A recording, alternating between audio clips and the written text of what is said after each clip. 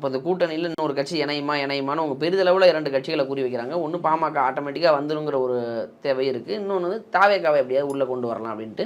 முதல்ல அந்த பாமக என்ன நிலைமை? ஏன்னா நல்ல செய்தி வரும் காத்திருங்கள்ங்கிற மாதிரி சொல்லிட்டு அப்பப்போ வராங்க, அப்டேட் தந்துட்டு போகிறாங்க. என்ன நடக்குது? இல்லை, இப்போது என்னென்னா, இப்போ அந்த கட்சி ஒரு மாறுவாடி கட்சியாக போச்சு. அடகு வச்சிட்டாங்க. அடகு வைக்க போகிறாங்க. எப்படின்னா, கொள்கை ரீதியாக உருவாக்கப்பட்ட பாட்டாளி மக்கள் கட்சி வன்னியர் சங்கம் எங்கே பெட்டி கிடைக்கும், யார் பெட்டி கொடுப்பா, அங்கெல்லாம் வாங்குவதுதான் அரசியல் நிலைமைக்கு அன்புமணி கொண்டு வந்துட்டார். இப்போ ராமதாஸ் அவர் ஒரு 87 வயது முதியவர்.